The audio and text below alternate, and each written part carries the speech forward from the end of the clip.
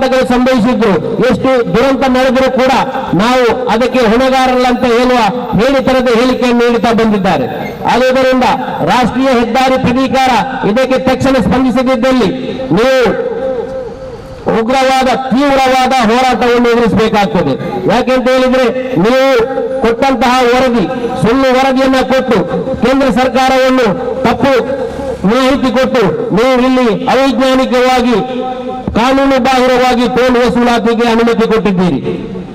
ಇಲ್ಲಿ 90% ಕೆಲಸ ಆಗಿದೆ, ಇನ್ನು ಅವರಿಗೆ ವಸೂಲಾತಿ ಮಾಡಬಹುದು ಅಂತ ನೀವು NOC ಕೊಟ್ಟಿದ್ರ ಹಿನ್ನೆಲೆ ಏನು ಅಂತ ಜನರಿಗೆ ಗೊತ್ತಾಗಿದೆ.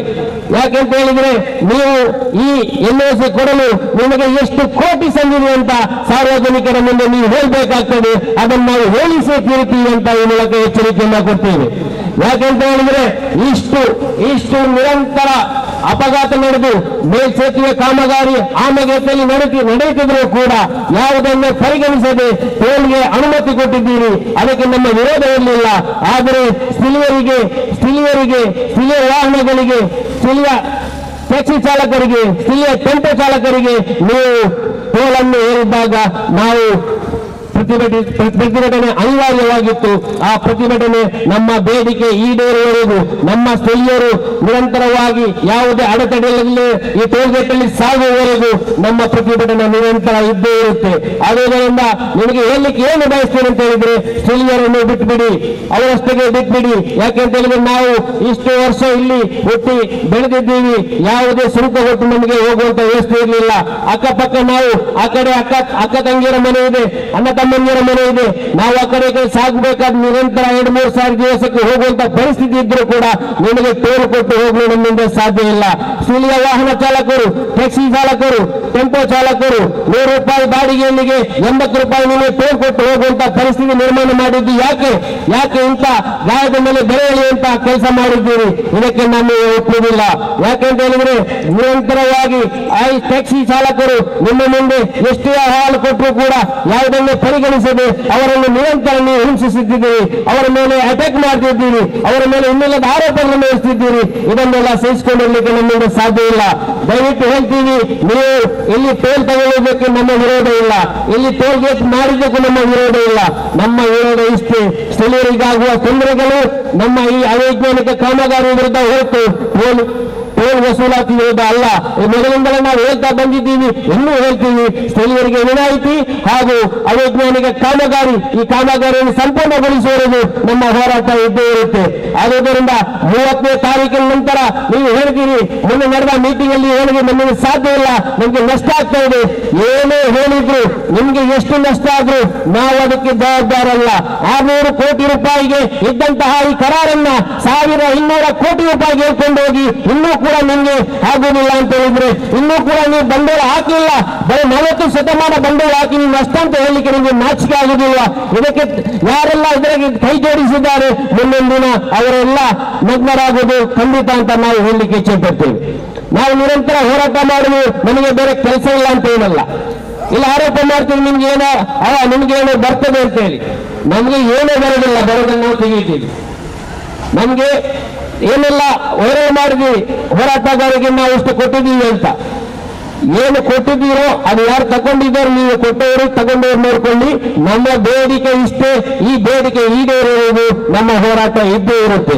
ಆದುದರಿಂದ ನಮ್ಮ ಸಾಮಾನ್ಯ ಜನರು ತಿಳ್ಕೊಳ್ಬೇಕಾದವರು, ನಾವು ಇಲ್ಲಿ ಟೋಲ್ ಕೊಡುವಂತ ವ್ಯವಸ್ಥೆ ಇಲ್ಲ, ಅದು ಕೊಡುವುದಾದ್ರೆ ನೀವು ಪ್ರತಿಭಟಿಸಲೇಬೇಕು. ಅಲ್ಲಿ ನಿಮ್ಮ ವಾಹನಗಳನ್ನು ನಿಲ್ಲಿಸಿ ಪ್ರತಿಭಟಿಸಿ. ಯಾಕೆಂದ್ರೆ ಪ್ರತಿಭಟನೆ ನಮ್ಮ ದೇಶಕ್ಕೆ ಸ್ವಾತಂತ್ರ್ಯ ಸಿಕ್ಕಿದ್ದು ಕೂಡ ಪ್ರತಿಭಟನೆ ನಾವು ಪ್ರತಿರೋಧವನ್ನು ವ್ಯಕ್ತಪಡಿಸಿದಾಗ ಮಾತ್ರ ನಮ್ಮ ಹಕ್ಕುಗಳು ನಮಗೆ ಸಿಗ್ತದೆ. ಆದುದರಿಂದ ಈ ಬಂಡವಾಳಶಾಹಿಗಳ ವಿರುದ್ಧ ನಾವು ಹೋರಾಟವನ್ನು ಮುಂದುವರಿಸಿದಲ್ಲಿ ಮಾತ್ರ ನಮಗೆ ಈ ಹೋರಾಟಕ್ಕೆ ಜಯ ಸಿಗಲಿಕ್ಕೆ ಸಾಧ್ಯ. ಆದುದರಿಂದ ನಾವು ಈ ಪ್ರತಿಭಟನೆಯನ್ನು ಬಿಡುವ ಪ್ರಶ್ನೆಯೇ ಇಲ್ಲ.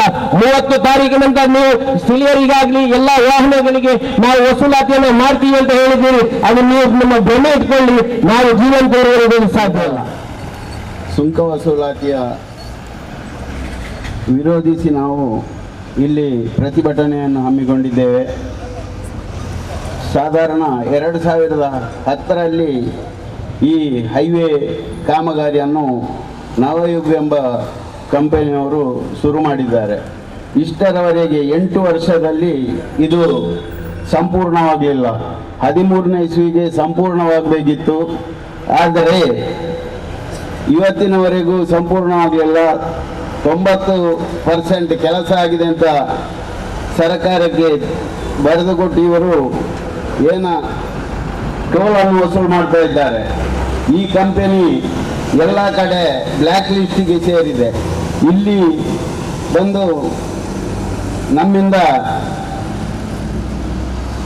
ಬಲಾತ್ಕಾರಪೂರ್ವಕವಾಗಿ ಟೋಲನ್ನು ವಸೂಲು ಮಾಡ್ತಾ ಇದ್ದಾರೆ. ಇದಕ್ಕೆ ಮೊನ್ನೆ ಸಿದ್ದಿಕ್ರವರು ಮಾತಾಡುವಾಗ ನಾನು ಪ್ರೆಸ್ ಸ್ಟೇಟ್ಮೆಂಟ್ ನೋಡಿದೆ. ಉತ್ತರ ಭಾರತದವರು ಬಂದು ಇಲ್ಲಿ ಟೋಲ್ ವಸೂಲಿಗೆ ನಿಂತಿದ್ದಾರೆ ಅಂತ. ಖಂಡಿತ ಅದಲ್ಲ. ನಮ್ಮ ಸ್ಥಳೀಯರು ಇದಕ್ಕೆ ಬೆಂಬಲ ಕೊಟ್ಟು ಈ ಟೋಲ್ ಶುರುವಾಗಲಿಕ್ಕೆ ಕಾರಣ.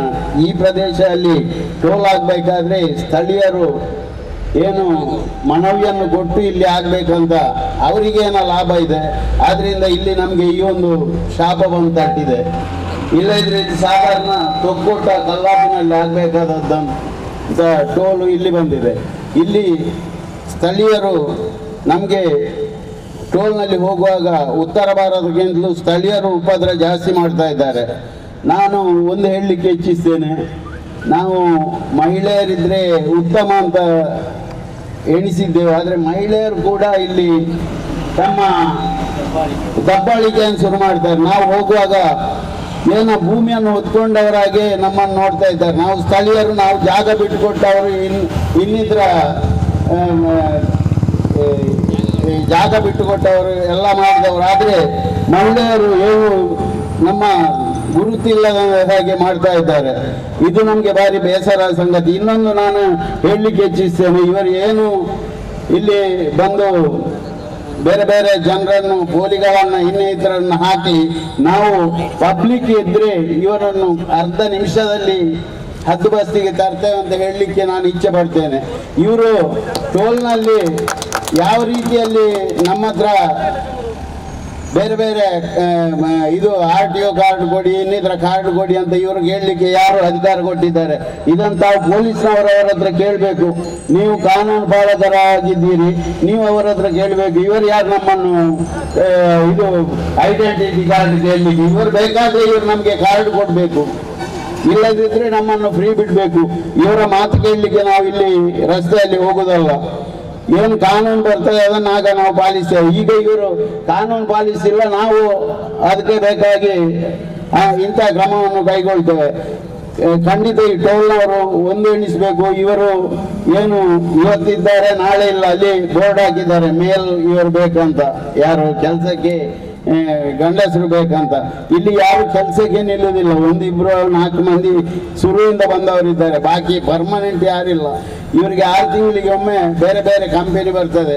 ನೀವು ಖಂಡಿತ ಇದರಲ್ಲಿ ನಮಗೆ ಸ್ಥಳೀಯರಿಗೆ ಉಪದ್ರ ಕೊಡಬೇಡಿ.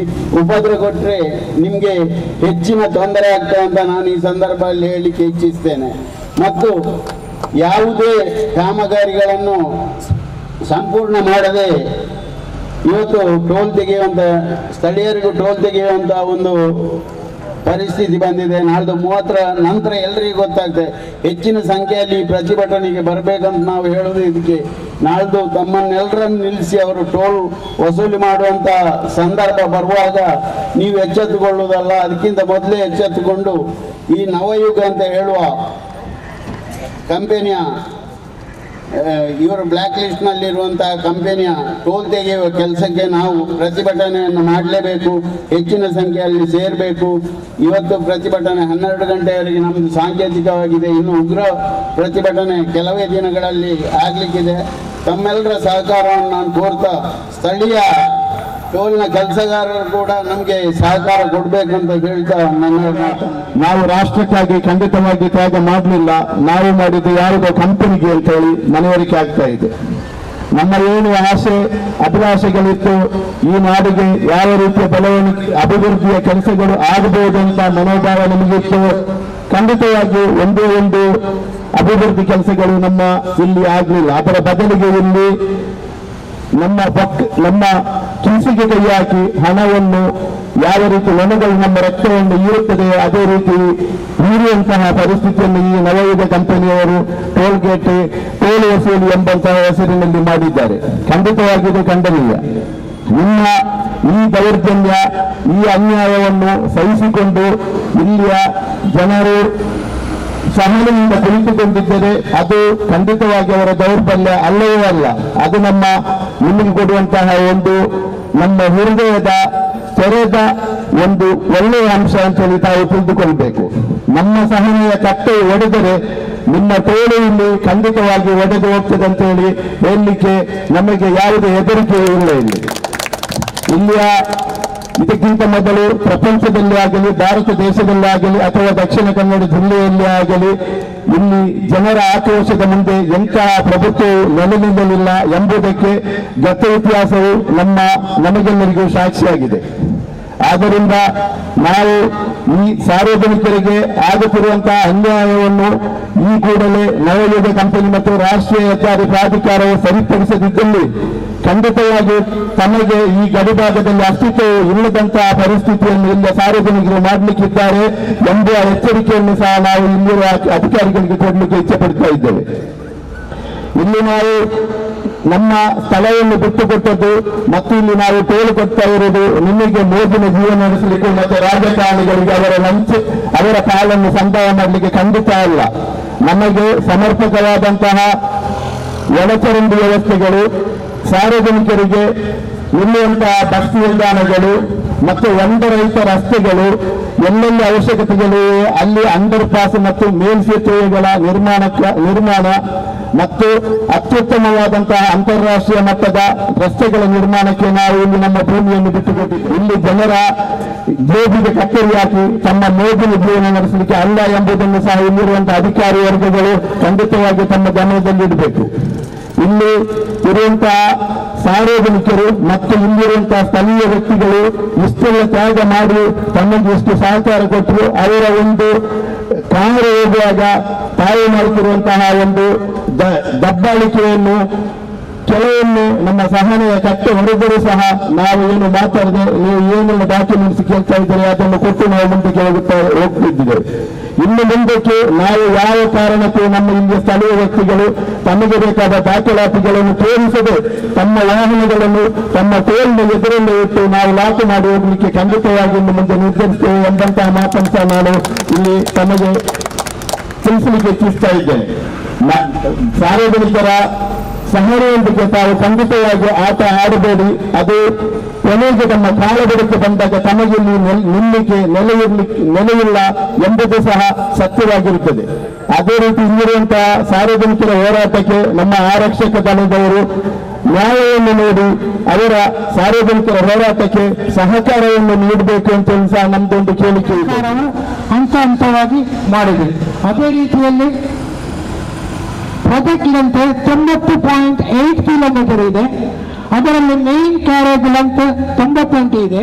Service road 22 kilometre approximately. Major bridge 9 ಮಾಡಬೇಕಿತ್ತು, ಮೈನರ್ ಬ್ರಿಡ್ಜ್ 10 ಮಾಡಬೇಕಿತ್ತು, ಫ್ಲೈಓವರ್ಸ್ 3 ಮಾಡಬೇಕಿತ್ತು, ROB 1 ಮಾಡಬೇಕಿತ್ತು, ವೆಹಿಕಲ್ ಅಂಡರ್ ಪಾಸಸ್ 3 ಮಾಡಬೇಕಿತ್ತು, ಫೆಡರೇಷನ್ ಅಂಡರ್ ಪಾಸ್ 7 ಮಾಡಬೇಕು, ಕೆಟಲ್ ಅಂಡರ್ ಪಾಸ್ 4 ಮಾಡಬೇಕಿತ್ತು, ವೆಹಿಕಲ್ ಓವರ್ ಪಾಸ್ 1 ಮಾಡಬೇಕಿತ್ತು. ಇದು ಸರ್ಕಾರಕ್ಕೂ ನವಯುಗ ಟೋಲ್ ಕಂಪನಿಗೂ ಆದಂತಹ ಅಗ್ರಿಮೆಂಟ್. ಈ ಅಗ್ರಿಮೆಂಟ್ ಅನ್ನು ಪೂರ್ತಿಗೊಳಿಸದೆ ಸರ್ಕಾರಕ್ಕೂ ನಮ್ಮ ಜನರಿಗೂ ನಮ್ಮಂತ ಬಡಪಾಯಿಗಳ ಸ್ಥಳವನ್ನು ಪಡೆದುಕೊಂಡು ಅವರು ನವಯುಗ ಟೋಲ್ ಕಂಪನಿಯವರು ಎಂಜಾಯ್ ಮಾಡುತ್ತಿದ್ದಾರೆ. ಇಲ್ಲಿ ಪ್ರಶ್ನೆ ಏನೆಂದರೆ, ನಂದೂರು ಸರ್ಕಲ್ನಿಂದ ಮಹಾವೀರ ಸರ್ಕಲ್ನಿಂದ ಇಲ್ಲಿಗೆ 17.2 ಕಿಲೋಮೀಟರ್ ಹೀಗೆ ಗೇಟ್ ಹಾಕಬೇಕಂತ ಹೇಳಿತ್ತು. ಆದರೆ ಈ ನವಯುಗ ಟೋಲ್ ಕಂಪನಿ 1.5 ಕಿಲೋಮೀಟರ್ ಕರ್ನಾಟಕ ರಾಜ್ಯದ ಜಾಗವನ್ನೇ ತೆಗೆದುಕೊಂಡು ನಮ್ಮನ್ನು ಇಬ್ಬಾಗವನ್ನಾಗಿ ಮಾಡಿದೆ. ಮೇಲಿನ ತಲಪಾಡಿ ಕೆಳಗಿನ ತಲಪಾಡಿ ಎಂಬ ಭಿನ್ನತೆಯನ್ನು ತೋರಿಸಲಿಕ್ಕೆ ಈ ನವಯುಗ ಉಡುಪಿ ಟೋಲ್ ಕಂಪನಿ ಪ್ರೈವೇಟ್ ಲಿಮಿಟೆಡ್ನವರು ಕಾರಣರಾಗಿದ್ದಾರೆ. ನಮ್ಮ ತಾಯಿಯಂದಿರು ಅತ್ತಂದಿರು ಗೇಟಿನ ಆಚೆ ಬದಿಯಲ್ಲಿ ಇದ್ದರೆ ನಾವು ಈಚೆ ಬದಿಗೆ ಹೋಗುವಾಗ ಹಣ ಕಟ್ಟಿ ಕೊಡಬೇಕು. ನಾವು ಈ ತೋಲಾಗುವುದಕ್ಕಿಂತ ಮೊದಲು ಒಂದು ಮನೆಯಲ್ಲಿ ಮಾತ್ರ ಅನ್ನವನ್ನು ಪ್ರಿಪೇರ್ ಮಾಡಿ ಆತ ಮನೆಗೆ ಕಳಿಸೋದು, ಆತ ಮನೆಯಿಂದ ಈಚೆ ಮನೆಗೆ ನಾವು ಕಳಿಸೋದು, ನಮ್ಗೆ ಯಾವ ತೊಂದರೆಗಳಿಲ್ಲ. ಈಗ ಹಣ ಒಂದು 100 ರೂಪಾಯಿ ಕಟ್ಟಿ ನಾವು ನಮ್ಮ ಪ್ರೀತಿಯಿಂದ ಸ್ವಾಭಿಮಾನದಿಂದ ಊಟ ಕಳುಹಿಸುವಂತನ್ನು ಈ ನೋಬೆಲ್ ಕಂಪನಿ ರದ್ದು ಮಾಡಿದೆ.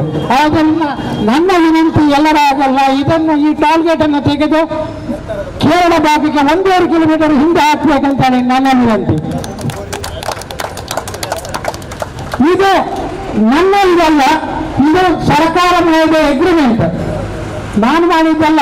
ಸರ್ಕಾರಿ ಅಗ್ರಿಮೆಂಟ್ಗೆ ಗೌರವ ಕೊಡಿ, ನಾವು ನಿಮ್ಗೆ ಗೌರವ ಕೊಡ್ತೇವೆ, ನೀವು ನಮ್ಗೆ ಗೌರವ ಕೊಡಿ. ಮತ್ತು ಸ್ಥಳೀಯರಿಗೆ ಟೋಲ್ ಗೇಟ್ ಕೊಡಬಾರ್ದು ಎಂದು ವಿಕಾಸದಲ್ಲಿ ನಾವು ನಿಂತು ಮಾತನಾಡಿದಾಗ ಸರ್ಕಾರದ ಅಧೀನ ಅಧಿಕಾರಿಯರು, ಬಂದರು ಮತ್ತು ಒಳನಾಡು ಜಲ ಸಾರಿಗೆ ಇಲಾಖೆ ಸಂಪರ್ಕ ಅಧಿಕಾರಿಗಳು ಒಪ್ಪಿಕೊಂಡಿದ್ದಾರೆ. ನೆಕ್ಸ್ಟ್ ನಿಮ್ಗೆ ನಾವು ಆರ್ಡರ್ ಕೊಡೋ ತನಕ ನೀವು ಸಾರ್ವಜನಿಕರಿಂದ ಹಣ ಗಳಿಸಬಾರದು ಎಂಬ ಕಡ್ಡಾಯವಾಗಿ ಹೇಳಿದ್ದು. ಆದ್ದರಿಂದ 2 ಸಲ ನವಟೋಲ್ ಕಂಪನಿಯವರು ಪ್ರಯತ್ನ ಪಟ್ಟರು ನಮ್ಮಿಂದ ಹಣ ವಸೂಲಿ ಮಾಡಲಿಕ್ಕೆ. ಆ ಸಂದರ್ಭದಲ್ಲೂ ನಾವೆಲ್ಲರೂ ಸೇರಿ ಇಲ್ಲಿ ಬಂದು ವಿನಂತಿಸಿದಾಗ ವಿನಂತಿಗೆ ವ್ಯಾಲ್ಯೂ ಇಲ್ಲದ ಕಾರಣ ನಮಗೆ ಫೋರ್ಸ್ ಮಾಡಿ ವೆಹಿಕಲ್ಸ್ಗಳನ್ನು ಕಳಿಸಬೇಕಾಯಿತು.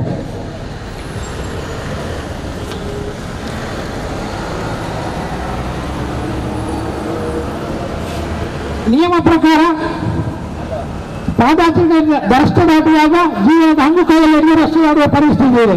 ದಿನದಲ್ಲಿ 15-16 ಆಕ್ಸಿಡೆಂಟ್ಗಳು ತೊಕ್ಕೋಟ್ನಲ್ಲಿ ಆಗ್ತದೆ. ಅದೇ ರೀತಿಯಲ್ಲಿ ಕೋಟೆಕಾರಲ್ಲೂ ರೋಡನ್ನು ಸುಪ್ರೀಂ ಕೋರ್ಟ್ನ ಇದ್ದರೂ ನ್ಯಾಷನಲ್ ಹೈವೇಲಿ ತಡೆಯಬಾರದು, ಯಾವುದೇ ಫಲಕಗಳನ್ನು ಹಾಕಿ ತೊಂದರೆ ಕೊಡಬಾರ್ದಂತ ಇದ್ದರು. ಇವತ್ತು ಹೋಟೆಲ್ ಕಂಪನಿಯವರು ಹಲವು ಕಡೆಗಳಲ್ಲಿ ಬ್ಯಾರಿಕೇಡ್ ಹಾಕಿ ನಮ್ಮ ಹಲವು ಜೀವಗಳನ್ನು ಕಳಕೊಳ್ಳಬೇಕಾಯಿತು. ಬಸ್ ನಿಲ್ದಾಣವನ್ನು ಕೂಡ ಮಾಡಬೇಕಿತ್ತು. ತಲಪಾಡಿ, ಕೆಸಿ ರೋಡ್, ಕೋಟೆಕಾರಲ್ಲೇ ಬಸ್ ನಿಲ್ದಾಣ ಕೂಡ ಇಲ್ಲ. ಸುಂಕ ವಸೂಲಾತಿ ಕೇಂದ್ರ ಹತ್ತಿರ ಕುಡಿಯುವ ನೀರಿನ ವ್ಯವಸ್ಥೆ ಆಗಿಲ್ಲ, ಸರಿಯಾದ ಸಂಸ್ಥೆಯ ವ್ಯವಸ್ಥೆ ಆಗಿಲ್ಲ. ಇವರು ಇನ್ನು ಮುಂದಕ್ಕೆ ಕಮರ್ಷಿಯಲ್ ಮಾಡಲಿಕ್ಕೆ ಹೋಗ್ತಾ ಇದ್ದಾರೆ ನಮ್ಮಿಂದ ತೆಗೆದ ಜಾಗದಿಂದ.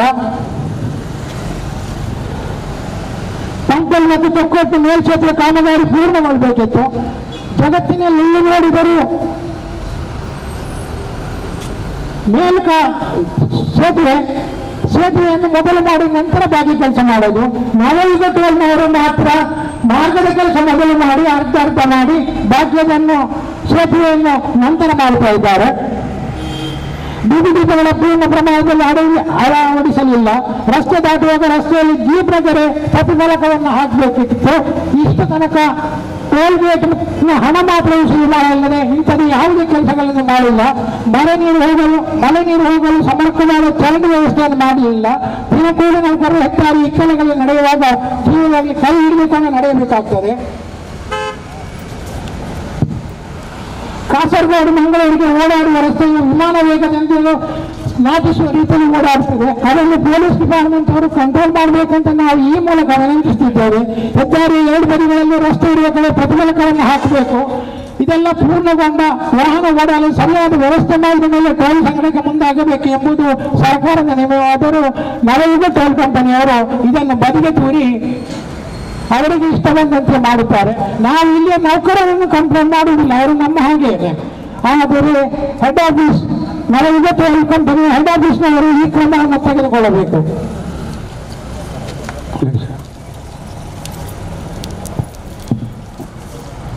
ನಾವು ಈ ಮೊದಲ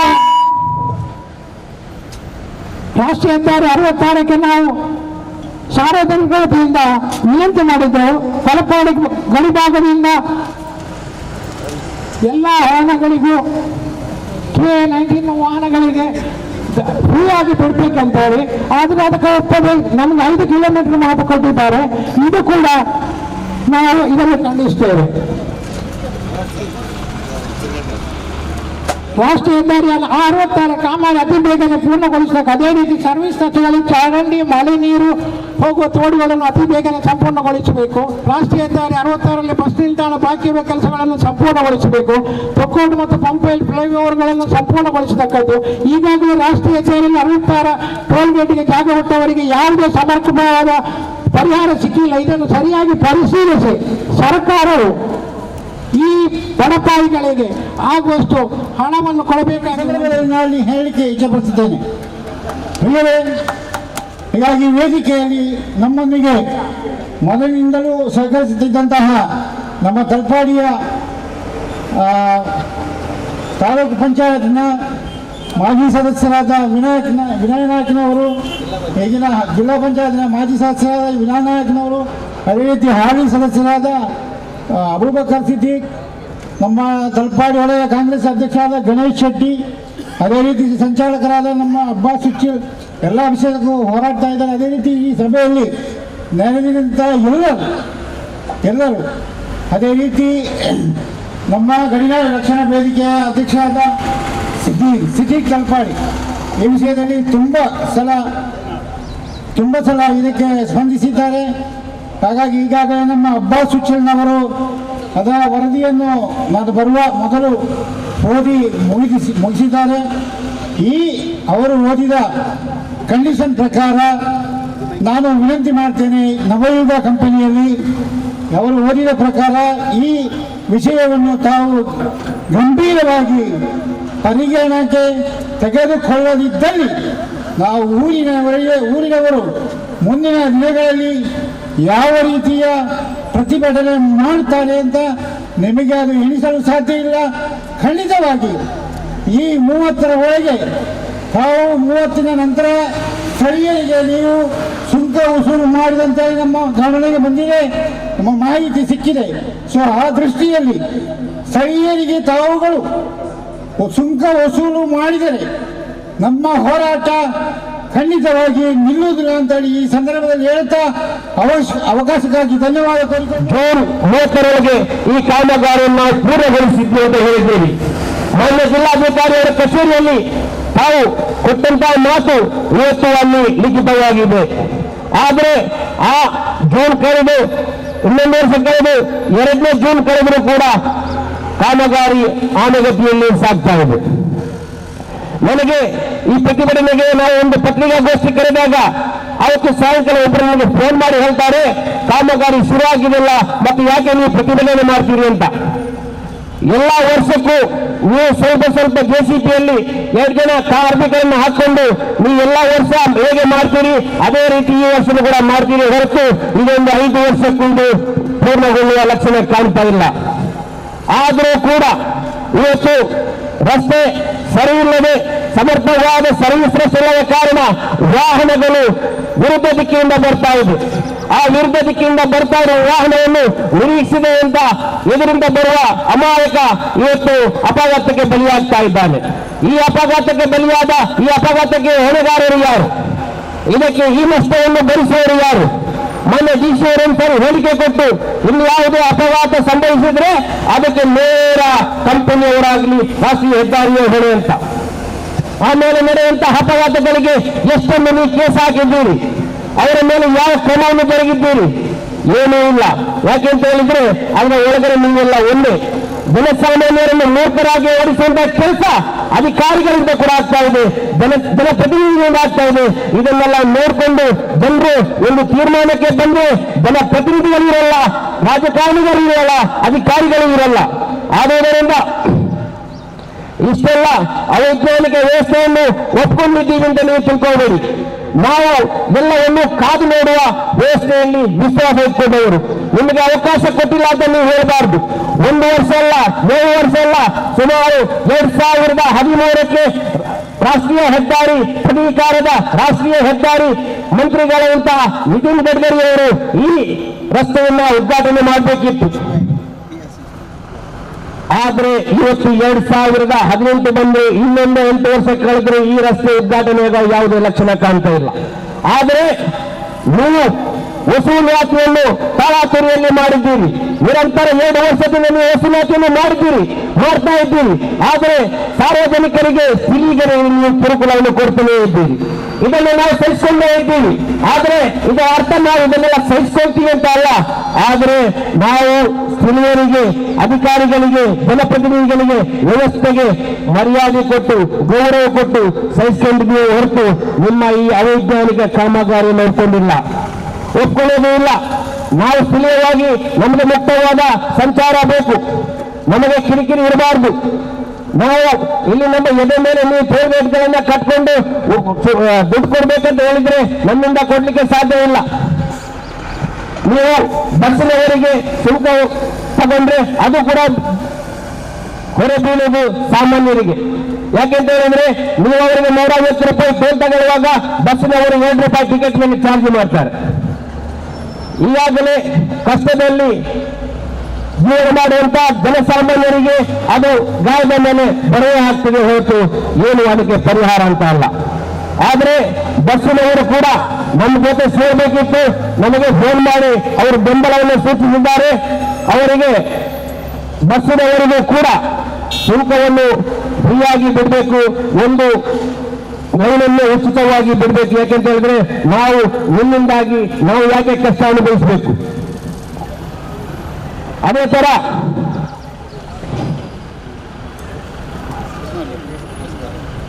ತರ ಚಿಕ್ಕ ಚಿಕ್ಕ ವಾಹನಗಳಲ್ಲಿ, ಟೆಂಪೋ ವಾಹನಗಳಲ್ಲಿ ಕಮರ್ಷಿಯಲ್ಗೆ ನೀವು ಕೊಡ್ಲೇಬೇಕಂತ ಹೇಳ್ತಾರೆ. ಇದೊಂದು ಹಾಸ್ಯಾಸ್ಪದ ಮಾತು ಅಂತ ಹೇಳಲಿಕ್ಕೆ ಬಯಸ್ತೇನೆ. ಯಾಕೆಂತ ಹೇಳಿದ್ರೆ ಚಿಕ್ಕ ಚಿಕ್ಕ ಟೆಂಪೋಗಳಲ್ಲಿ ಕೆಲಸ ಮಾಡುವಂತ ದುಡಿಯುವಂತವರು ತುಂಬಾ ಬಡವರಾಗಿರ್ತಾರೆ. ಅವರು ಸ್ವಲ್ಪ ದುಡ್ಡು ಕಟ್ಟಿ ನೋವು ಪಡ್ಕೊಂಡು ಒಂದು ವಾಹನವನ್ನು ಖರೀದಿ ಮಾಡಿ ಏನಾದರೂ ಹೊಟ್ಟೆಪಾಡಿಗೆ ತನ್ನ ಮನೆಯನ್ನು ನಡೆಸಲು ತನ್ನ ತಂದೆ ತಾಯಿಗಳನ್ನು ಚೆನ್ನಾಗಿ ನೋಡ್ಬೇಕಂತ ಆಸೆಯಲ್ಲಿ ಪಾಪ ಒಂದು ಗಾಡಿಯನ್ನು ಖರೀದಿ ಮಾಡ್ತಾರೆ. ಆ ಮಾಡಿದ ವಾಹನಕ್ಕೆ 100 ರೂಪಾಯಿ ಬಾಡಿಗೆ ಇರುವಂತಹ ಪ್ರದೇಶಕ್ಕೆ ಇವರು 80 ರೂಪಾಯಿ ಟೋಲ್ ಕೊಡಬೇಕಂತ ಅವಸ್ಥೆ. ಯೋಚನೆ ಮಾಡಿ, ಈ ತರ ಅವರಿಗೆ ಕಡ್ಡಾಯವಾಗಿ ಕೊಡಲೇಬೇಕಂತ ಹೇಳುವಾಗ ನೀವೊಂದು ಯೋಚನೆ ಮಾಡಿ. ದೊಡ್ಡ ದೊಡ್ಡ ವಾಹನಗಳಲ್ಲಿ ಹೋಗುವವರಿಗೆ ನೀವು ಮುಕ್ತವಾಗಿ ಬಿಡ್ತೀವಿ ಅಂತ ಹೇಳ್ತೀರಿ, ಆದರೆ ಹೊಟ್ಟೆಪಾಡಿಗಾಗಿ ಕಷ್ಟಪಡುವಂತಹ ಟೆಂಪೋಗಳಿಗೆ ನೀವು ಶುಲ್ಕ ಕೊಡಲೇಬೇಕಂತ ಹೇಳ್ತೀರಿ. ಅದು ಕಮರ್ಷಿಯಲ್ ವೆಹಿಕಲ್ ಅಂತ. ಸ್ವಾಮಿ, ಫಸ್ಟಿಗೆ ಅವರಿಗೆ ಫ್ರೀಯಾಗಿ ಬಿಡಿ. ಅವರು ಹೊಟ್ಟೆಪಾಡಿಗಾಗಿ ಕೆಲಸ ಮಾಡುವವರು, ಅವರು ಯಾವುದೇ ಆಸೆಗಳಿಗೆ ಅಯ್ಯಾಸಿಗೆ ಗೋಸ್ಕರ ಓಡಾಡುವವರಲ್ಲ. ಅವರು ತಮ್ಮ ಹೊಟ್ಟೆಪಾಡಿಗಾಗಿ, ತನ್ನ ಕುಟುಂಬವನ್ನು ಸಾಕಲಿಕ್ಕಾಗಿ ಮಾತ್ರ ಕೆಲಸವನ್ನು ಮಾಡುವಂತಹ ಅಮಾಯಕ ವಾಹನ ಚಾಲಕರಿಗೆ ದಯವಿಟ್ಟು ತಾವು ಉಚಿತವಾಗಿ ಬಿಡಬೇಕಂತ ವಿನಂತಿಯನ್ನ ಮಾಡ್ತೀವಿ. ಅದೇ ರೀತಿ ಸ್ಥಳೀಯರು, ನಾವು ಈ ತಲಪಾಡಿ ಪ್ರದೇಶದ ಅಕ್ಕಪಕ್ಕದವರು ನಿರಂತರವಾಗಿ ಆ ಕಡೆ ಈ ಕಡೆ ಓಡುವಂತ ಪರಿಸ್ಥಿತಿ ಇದೆ. ದಿವಸ ಪೆಟ್ರೋಲ್ ಹಾಕ್ಬೇಕಾದ್ರೆ ಒಂದು ಈ ಕಡೆ ಬರಬೇಕು, ಇಲ್ಲಾಂದ್ರೆ ಆ ಕಡೆ ಹೋಗ್ಬೇಕು. ನೀರು ತರಬೇಕಾದ್ರೆ ಒಂದು ಆ ಕಡೆ ಹೋಗ್ಬೇಕು, ಇಲ್ಲಾಂದ್ರೆ ಈ ಕಡೆ ಬರಬೇಕು. ಈ ತರ ಇರುವವರಿಗೆ ನೀವು ಶುಲ್ಕ ಕೊಡ್ಬೇಕಂತ ಹೇಳಿದ್ರೆ ಯಾವಾಗಲೂ ಒಪ್ಪಲಿಕ್ಕೆ ಸಾಧ್ಯನ? ಇಷ್ಟೆಲ್ಲ ದೌರ್ಜನ್ಯ ಎಸಗಿದ್ರು ಕೂಡ ನಾವು ಶಾಂತಿಯುತವಾಗಿ ಪ್ರತಿಭಟನೆ ಮಾಡ್ತಿದ್ವಿ ಅಂತ ಹೇಳಿದ್ರೆ ಅದು ನಮ್ಮ ದೌರ್ಭಾಗ್ಯವಲ್ಲ. ನಾವು ನಿಮಗೆ ಕೊಡುವಂತಹ ಗೌರವ ಅಲ್ಲದೆ ಬೇರೆ ಏನಿಲ್ಲ. ಆದರೂ ಕೂಡ ನಿರಂತರ ಸುಮಾರು 1 ವರ್ಷದಲ್ಲಿ ಎಷ್ಟೋ ನೂರಾರು ಜೀವಗಳು ಹೋದವು, ಸಾವಿರಾರು ಅಪಘಾತಗಳು ನಡೆದವು. ಇದಕ್ಕೆ ಯಾರು ಹೊಣೆ? ನೀವು ಅವೈಜ್ಞಾನಿಕವಾಗಿ ಮಾಡಿದಂತಹ ಕಾಮಗಾರಿಯಿಂದಾಗಿ ನಿರಂತರ ಅಪಘಾತಗಳು, ಜೀವಗಳು ಹೋಗ್ತಾ ಇದೆ. ಆದರೂ ಕೂಡ ನೀವು ಎಚ್ಚೆತ್ತುಕೊಳ್ಳುವುದಿಲ್ಲ ಅಂತ ಹೇಳಿದ್ರೆ ಇದರ ಮರ್ಮವೇನು? ಯಾಕೆ ಅಂತ ಹೇಳಿದ್ರೆ ನವಯುಗ ಕಂಪನಿಯವರು ಬ್ಯಾಂಕಿನ ಹಣ ಪಡೆದು ಅವರ ಜೇಬು ತುಂಬಿಕೊಂಡಾಗಿದೆ. ಇವಾಗ ಬರೀ ಬ್ಯಾಂಕಿನವರು ಕಲೆಕ್ಟ್ ಮಾಡ್ತಾ ಇದ್ದಾರೆ ಹೊರತು ನವಯುಗ ಕಂಪನಿಯವರಲ್ಲ. ಇದು ನಾವು ಮೊನ್ನೆ ಜಿಲ್ಲಾಧಿಕಾರಿಯವರಿಗೆ ಪ್ರಸ್ತಾವ ಇಟ್ಟಾಗ ಅವರು ಕೂಡ ಅದನ್ನು ಒಪ್ಕೊಳ್ತಾರೆ. ಬ್ಯಾಂಕಿನವರು ಬಂದು ಕಲೆಕ್ಟ್ ಮಾಡ್ತಾರೆ, ಯಾಕಂದ್ರೆ ಬ್ಯಾಂಕ್ನವರಿಗೆ ದುಡ್ಡು ಕೊಟ್ಟಾಗಿದೆ, ಎಷ್ಟು ಬರಲ್ಲ ಅದನ್ನ ನಾವು ವಸೂಲಿ ಮಾಡ್ತೀವಿ ಅಂತ ಹೇಳಿ ಅವರು ವಸೂಲಿ ಮಾಡ್ತಾರೆ ಹೊರತು ಈ ಕಾಮಗಾರಿಯ ಬಗ್ಗೆ ಯಾರು ಚಿಂತನೆ ಮಾಡುವುದಿಲ್ಲ. ನಾವು ಈಗ ಕಂಪನಿಯವರು ಯಾರು ರೆಸ್ಪಾನ್ಸ್ ತಗೊಳ್ಳೋದಿಲ್ಲ. ಇಷ್ಟು ದಿವಸಕ್ಕೆ ನಾವು ಕೆಲಸವನ್ನು ಮುಗಿಸ್ತೀವಿ ಅಂತ ಯಾರು ಹೇಳೋದಿಲ್ಲ. ಯಾಕೆ ಹೇಳಲಿಕ್ಕೆ ಸಾಧ್ಯ ಆಗ್ತಾ ಇಲ್ಲ? ಇವತ್ತು 5-6 ವರ್ಷ ಜಾಸ್ತಿ ಆದರೂ ಕೂಡ ನಮ್ಮ ಈ ಪ್ರದೇಶದಲ್ಲಿ ಅತಿ ಬುದ್ಧಿವಂತರ ಜಿಲ್ಲೆ ಅಂತ ಹೇಳಲಿಕ್ಕೆ ನಮಗೆ ಹೆಮ್ಮೆ ಆಗ್ತಾ ಇದೆ. ಆದ್ರೆ ಅತಿ ಬುದ್ಧಿವಂತರ ಜಿಲ್ಲೆಯಲ್ಲಿ ಈ ತರ ಹೀಗಾದ ಕೆಲಸ ಆಗುವುದನ್ನ ಪ್ರತಿಭಟಿಸಿರುವುದು ನಮ್ಮ ದುರಂತ ಅಲ್ಲದೆ ಮತ್ತೇನು. ಆದ್ರೆ ನಾವು ಈ ಸಾಂಕೇತಿಕ ಪ್ರತಿಭಟನೆ ನಾವು ಎಲ್ಲ ಇಲಾಖೆಗೆ ಪೊಲೀಸ್ ಇಲಾಖೆ ಕೂಡ ನಾವು ಹೇಳಿದ್ವಿ, ನಾವು ಶಾಂತಿಯುತವಾಗಿ ಪ್ರತಿಭಟನೆ ಮಾಡಿದ ಹೊರತು ಯಾವುದೇ ಅಡೆತಡೆಗೆ ನಾವು ಬರುವುದಿಲ್ಲ. 4 ಟೋಲ್ ಗೇಟ್ಗಳಲ್ಲಿ ಇವತ್ತು ಸಾಂಕೇತಿಕ ಪ್ರತಿಭಟನೆ ಹಮ್ಮಿಕೊಂಡಿದ್ದು ಯಾಕೆ ಅಂತ ಹೇಳಿದ್ರೆ, ನೀವು ಬರೋ 30ನೇ ತಾರೀಕಿನ ನಂತರ ಎಲ್ಲ ವಾಹನಗಳಿಗೆ ಕಡ್ಡಾಯ ವಸೂಲಿಯಾತಿಯನ್ನು ಮಾಡ್ತೀವಿ ಅಂತ ನೀವು ಹೇಳಿದಾಗ ಅದನ್ನ ತಕ್ಷಣ ಶಾಸನ ಟೋಲ್ ಗೇಟ್ನಲ್ಲಿ ಪ್ರತಿಭಟಿಸಿದರು. ಅಲ್ಲಿ ನೀವು ಕಡ್ಡಾಯ ಟೋಲ್ ಮಾಡಿದಾಗ ಆ ಪ್ರದೇಶದ ನಮ್ಮ ಹೋರಾಟ ಸಮಿತಿಯವರು ಎಚ್ಚೆತ್ತುಕೊಂಡು ತಕ್ಷಣ ಪ್ರತಿಭಟನೆ ಮಾಡಿದಾಗ ಅಲ್ಲಿಯ ಜನಪ್ರತಿನಿಧಿಗಳು ನಮ್ಮ ರಘುಪತಿ ಜೋರಾಗಿ ಚಪ್ಪಾಳೆ ತಟ್ಟಿ, ಯಾಕೆಂದ್ರೆ ಸೂಕ್ತವಾಗಿ ಸ್ಪಂದಿಸಿದ ಪ್ರಥಮ ಜನಪ್ರತಿನಿಧಿ ಅಂತ ಹೇಳಿಕೆ ಬಯಸ್ತೀನಿ ನಾನು. ಮಾನ್ಯ ರಘುಪತಿ ಭಟ್ರಂತ ಜನಪ್ರತಿನಿಧಿಗಳು ಎಲ್ಲಾ ಪ್ರದೇಶದಲ್ಲಿ ಇದ್ರೆ ಖಂಡಿತ ಇಂಥ ಅವ್ಯವಸ್ಥೆಗಳಿಗೆ ಕಡಿವಾಣ ಬೀಳುವುದರಲ್ಲಿ ಯಾವುದೇ ಸಂಶಯ ಇಲ್ಲ. ಅವರು ಹೇಳಿದಂತಹ ಮಾತು, ಅವರು ಕೊಟ್ಟಂತಹ ಆ ಎಚ್ಚರಿಕೆ ನಮಗೂ ತುಂಬಾ ಬಲವನ್ನು ಕೊಟ್ಟಿತ್ತು. ಯಾಕೆಂತ ಹೇಳಿದ್ರೆ ಅವರನ್ನು ಮಾತು ಹೇಳಿದ್ರು. ನವೀನ ಕಂಪನಿಯವರು ಒಂದು ಕಂಪ್ಲೇಂಟ್ ಕೊಡ್ತಾರೆ, ನಮಗೆ ಪೊಲೀಸ್ ಪ್ರೊಟೆಕ್ಷನ್ ಬೇಕು, ನಮಗೆ ನಷ್ಟ ಆಗ್ತಾ ಇದೆ, ಸ್ಥಳೀಯರು ಸಂಘ ಸಂಸ್ಥೆಯವರು ನಮ್ಮನ್ನು ವಸೂಲಿ ಮಾಡಲಿಕ್ಕೆ ಬಿಡ್ತಾ ಇಲ್ಲ, ಆದ್ದರಿಂದ ನಮಗೆ ಪೊಲೀಸ್ ಪ್ರೊಟೆಕ್ಷನ್ ಬೇಕಂತ ಕಂಪ್ಲೇಂಟ್ ಕೊಡ್ತಾರೆ. ಆವಾಗ ಮೊನ್ನೆ ರಘುಪತಿ ಭಟ್ರು ಹೇಳ್ತಾರೆ, ನೀವು ಪೊಲೀಸರು ಇಟ್ಕೊಂಡು ವಸೂಲಿ ಮಾಡಿ, ನಾವು ಸಾಮಾನ್ಯ ಜನರು ಏನು ಅಂತ ನಾವು ತೋರಿಸ್ತೀವಿ, ನೀವು ತಾಕತ್ತನ್ನು ತೋರಿಸಿ ಅಂತ ಸವಾಲು ಹಾಕುವಂತ ಜನಪ್ರತಿನಿಧಿ ನಮಗೆ ಬೇಕಾಗಿರೋದು. ನಾವು ಜನಪ್ರತಿನಿಧಿ ಅಂತೇಳಿ ನಾವು ನಮ್ಮ ಸಮಸ್ಯೆಯ ಬಗ್ಗೆ ಮಾತನಾಡಲು ಕಲಿಸಿದಂತ ವ್ಯಕ್ತಿ ಆಗಬೇಕು ಜನಪ್ರತಿನಿಧಿ ಅಂದ್ರೆ. ಬರೀ ರೆಡ್ ಲೈಟ್ ಕಾರಲ್ಲಿ ಹೋಗುವಂತಹ ಜನಪ್ರತಿನಿಧಿಗಳಲ್ಲ ನಮ್ಗೆ ಬೇಕಾಗಿರೋದು ಜನರ ಕಷ್ಟಗಳಿಗೆ, ಜನರ ಸಮಸ್ಯೆಗಳಿಗೆ ಸ್ಪಂದಿಸುವಂತಹ ವ್ಯಕ್ತಿ ಆಗಿರಬೇಕು. ನಿಮ್ಮ ಸಂಸದರು ನಮಗೆ ಮಾತು ಕೊಟ್ಟರು, ಖಂಡಿತ ನಾನು ಬರ್ತೇನೆ, ನಾವು ನಿಮ್ಮ ಜೊತೆಗಿದ್ದೇವೆ, ಯಾರು ಏನೋ ಹೇಳಿ ಅವರು ಈ 30 ತಾರೀಕಿಗೆ ತೆಗೆಯಲು ಬಿಡ್ಲಿ, ಅವ್ರ ತೆಗೆದು ನಾನೇ ಬಂದಲ್ಲಿ ಕೂತ್ಕೊಳ್ತೇವೆ ಅಂತ ಒಂದು ಮಾತನ್ನು ಕೊಟ್ಟರು. ಅದಕ್ಕೆ ಜೋರಾಗಿ ಚಪ್ಪಾಳೆ ತಟ್ಟುವ ಮೂಲಕ ಅವರನ್ನು ಅಭಿನಂದಿಸೋಣ. ನಮಗೆ ಯಾರ ವಿರುದ್ಧವೂ ಇಲ್ಲ, ಟೋಲ್ನ ವಿರುದ್ಧವೂ ಅಲ್ಲ, ಜನಪ್ರತಿನಿಧಿಗಳ ವಿರುದ್ಧವೂ ಅಲ್ಲ. ನಮಗೆ ನಮ್ಮ ಸಮಸ್ಯೆಗೆ ಪರಿಹಾರ ಒಮ್ಮೆ ನಾವು ಹುಡುಕುವುದೇ ಹೊರತು ನಾವು ಯಾರ ವಿರುದ್ಧ ಪ್ರತಿಭಟನೆ ಮಾಡುವುದಿಲ್ಲ. ಏನು ನಮಗೆ ಬೇಕಾಗಿದ್ದವರು ಇಲ್ಲಿ ಸ್ಥಳೀಯರಾಗಲಿ ಜನಪ್ರತಿನಿಧಿಗಳಾಗಲಿ ಅಧಿಕಾರಿಗಳನ್ನು ಬಿಟ್ಟು. ಯಾಕೆಂತ ಹೇಳಿದ್ರೆ ರಾಷ್ಟ್ರೀಯ ಹೆದ್ದಾರಿ ಅಧಿಕಾರಿಗಳು ಇಲ್ಲಿಯವರಲ್ಲ, ಇಲ್ಲಿಯ ಸಮಸ್ಯೆಗೆ ಅವರಿಗೆ ಸ್ಪಂದಿಸುವ ಅಗತ್ಯವೂ ಇಲ್ಲ. ಅವರಿಗೆ ಬೇಕಾದ್ದು ಬರ್ತದೆ, ಅದನ್ನ ತಿಳ್ಕೊಂಡು ಸುಮ್ಮನೆ ಇರ್ತಾರೆ. ಆದ್ರೆ ನಮ್ಮ ಜನಪ್ರತಿನಿಧಿಗಳು ಯಾವತ್ತು ಅವರ ಈ ದುರಹಂಕಾರಕ್ಕೆ ಉತ್ತರ ಕೊಡುವಂತಹ ಜನಪ್ರತಿನಿಧಿ ಆಗಬೇಕು. ನಾವು ಯಾವ ಪಕ್ಷದ ವಿರೋಧವಲ್ಲ, ಯಾವ ಸಂಘಟನೆ ವಿರೋಧವಲ್ಲ, ನಾವು ನಮ್ಮ ಸಮಸ್ಯೆಗೆ ಪರಿಹಾರ ಮಾತ್ರ ಕೇಳ್ತಾ ಇರೋದು.